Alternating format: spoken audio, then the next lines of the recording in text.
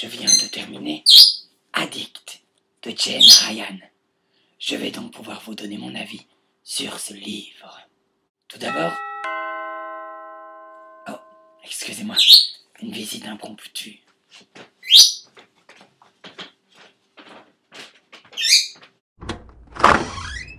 Salut, dis, est-ce que tu pourrais me tenir la petite pendant 1 heure ou 2 parce que j'ai un rendez-vous super important que je peux pas louper. Oh, eh bien, c'est-à-dire que... Oh merci, super, c'est génial, tu me sauves la vie. Alors tu trouveras tout ce dont tu as besoin dans le sac, je t'ai fait une liste avec les choses à faire, et puis il y a les numéros d'urgence au cas où. Oui, mais enfin... À tout à l'heure, merci. Non mais, attends...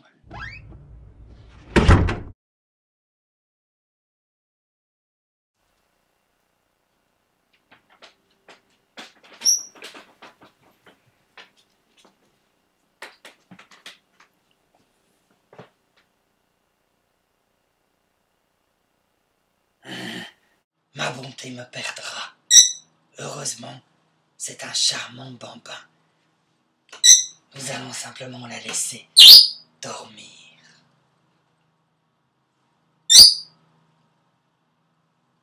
Bien. Revenons à Addict. J'ai préparé une courte liste des choses que je tenais absolument à vous dire sur ce bouquin. Un peu d'histoire d'abord. Ce roman est le récit de Vi, une adolescente de 17 ans qui passe constamment au second plan, sa meilleure amie étant généralement sur le devant de la scène. Pour changer un peu la donne, elle décide de s'inscrire à un jeu de défis sur Internet. Le premier des défis qu'elle doit relever est de se jeter de l'eau sur la tête en public. Ce jour-là, elle porte un t-shirt blanc. Imaginez.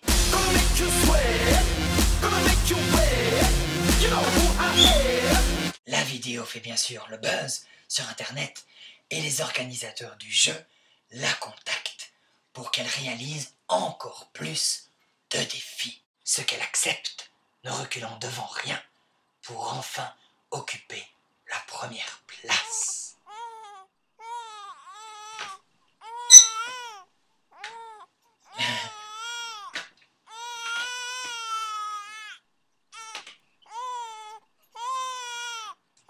On se calme.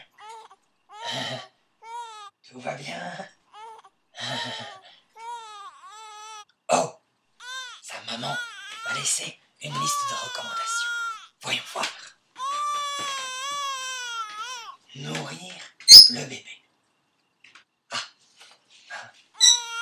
Nourrir.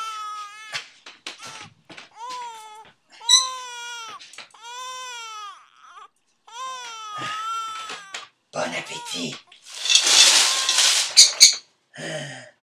Et donc, voilà vie.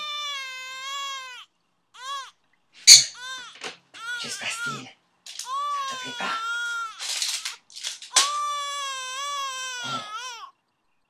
Revérifions la liste. Oh, nourrir le bébé à l'aide du biberon et du lait pour bébé, comme si je n'avais que ça à faire. Occupons-nous de toi au plus vite. J'ai des lecteurs qui attendent mon avis sur Addict.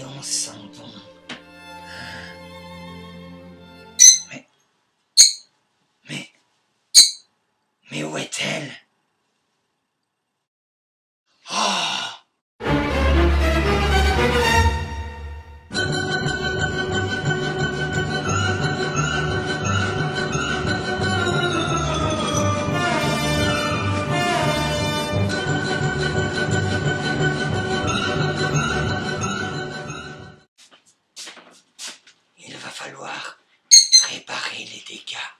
Chante, rossignol, chante, rossignol, chante.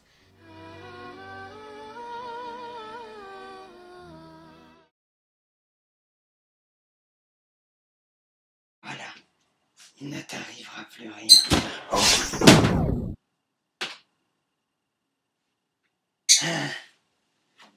Eh bien, profitons-en pour parler d'addict.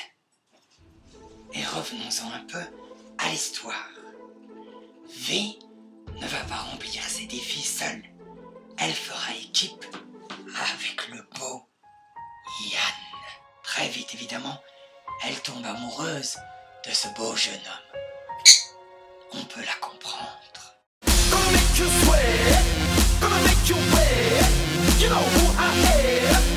Bref, l'histoire continue ainsi, parsemée de défis plus ou moins intenses pour Vi et Yann. Cependant, j'ai été quelque peu déçu. En effet, avec une telle couverture, je m'attendais à une ambiance un peu glauque, malsaine, des défis véritablement... Vous voyez, eh bien des défis sordides. En réalité, il n'en est rien. La plupart de ces défis sont somme toute simplistes, assez réalistes.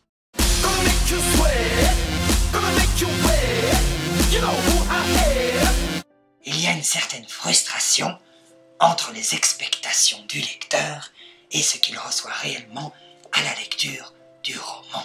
Certes, d'un point de vue social et émotionnel, ces défis sont véritablement éprouvants pour les personnages auxquels on ne peut s'empêcher toutefois de s'identifier et pour lesquels on ressent une certaine empathie. Mais le véritable et intense stress de ces défis n'est absolument pas ressenti par le lecteur. Quid donc de la légèreté du thème? Bien sûr, il s'agit d'un roman jeunesse, mais de temps en temps, certaines limites peuvent être franchies. Messieurs, dames, les auteurs, un mot, osez. Quant à la fin, encore une déception. Trop facile, trop attendu, trop prévisible. L'impression que l'auteur a voulu en finir avec son roman. Voilà, c'est tout ce que je pouvais dire au sujet de ce roman de Jane Ryan, publié dans la collection R de Robert Laffont.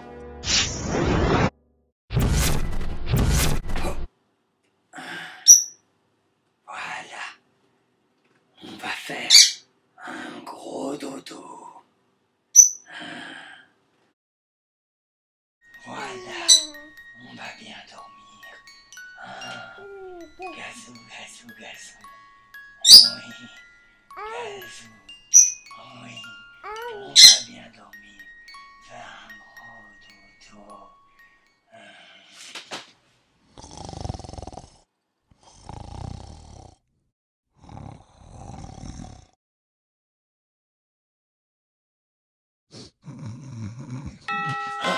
Qu'est-ce que c'est? C'est ta maman. Vite, te couvrir pour ne pas que tu aies froid.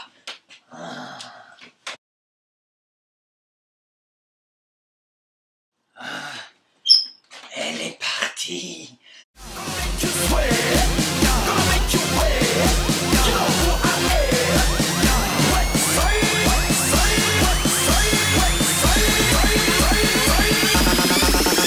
I'm a motherfucker gentleman.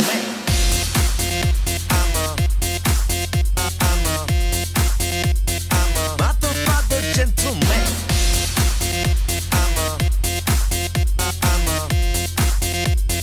Motherfucker gentleman.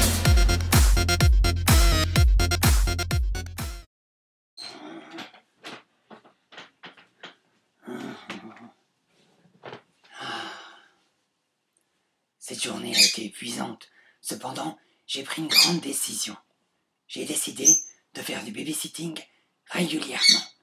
Si vous voulez me confier votre enfant, surfez simplement sur www.jeneveuxplusêtre-mère.fr. .com. Et maintenant, un peu de repos.